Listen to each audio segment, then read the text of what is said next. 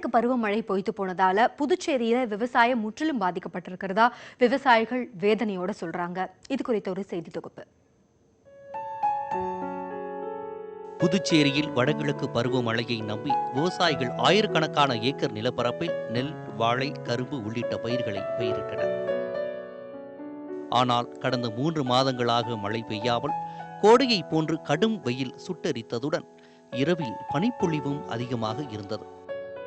மழை இல்லாமல் நீர்நிலைகள் வறண்டு போனதால் நெல் பயிர் வளர்ச்சி குறைந்து காணப்படுவதாக கூறுகிறார் இயற்கை விவசாயி அசோக்குமார். இந்த சீரக சம்பா, மாப்பிள சம்பாலாம் ஒரு ஆள் மட்டும் வளரக்கூடியது. ஆனால் இந்த ஆண்டு பயிர் முட்டிய அளவு தான் இதாக இருக்குது. அது மட்டும் இல்லாத களை எடுக்கிற செலவினங்கள் தான் எங்களுக்கு அதிகமாக இருக்கக்காண்டி வச்ச முதலீடு எடுக்க முடியுமான்ற ஒரு சூழ்நிலைக்கு தள்ளப்பட்டிருக்கோம். கடந்த 2015ஆம் ஆண்டு இறுதியில் பெய்த பருவமழை காரணமாக சங்கராபரணி ஆற்றுப்படுகை அணை நிரம்பி வழிந்தது.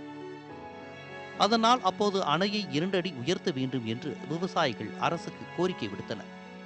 ஆனால் அரசு நடவடிக்கை எடுக்காததால் தற்போது சங்கராபரணி ஆறு வறண்டு கிடப்பதாக கூறுகிறார் வீரப்பன். இந்த படுகை அணையுடைய உயரத்தை உயர்த்தி கொடுக்கணும். அதுவும் இல்லாமல் இந்த சங்கராபரணி ஆற்றுடைய 2 பக்கம் கரைகளை உயர்த்தணும். கூனிச்சம்பட்டில் இருக்கிற 2 ஏரி, பழைய ஏரி, புது ஏரியை தூர் வாராமல் பல ஆண்டுகளாக அப்படியே கடப்பில் இருக்குது. அந்த ஏரிகளையும் தூர் வாரினாக்கா இங்கே இருக்கிற போர்வெல்லுடைய நீர்மட்டம் அதிகரிக்கும். இதனால் விவசாயத்துடைய அளவு விவசாயம் செய்வதற்கு நல்ல முடிவு இருக்கும். பருவமழை பொய்த்து போனதால் கரும்பு, வாழை, சவுக்கு உள்ளிட்ட பயிர்கள் பாதிக்கப்பட்டுள்ளதாகவும் இந்த நிலையை தடுக்க சங்கராபரணி ஆற்றின் குறுக்கே தடுப்பணைகள் கட்டி மழை நீரை சேமிக்க வேண்டும் எனவும் கோரிக்கை விடுக்கிறார் செந்தில்குமரன். மழை பொய்த்து போனதால் பெருத்த அளவில் பாதிக்கப்பட்டு விவசாயிகள் என்ன செய்வது என்று அவர்களை மாய்த்து கொண்டும் அளவிற்கு விவசாயிகள் வேதனைப்பட்டு கொண்டிருக்கின்றார்கள். ஆகவே இந்த அரசானது உடனடியாக மழைநீர் சேமிக்கும் அளவிற்கு ஏரிகளையும் குளங்களையும் தூர்வார வேண்டும்.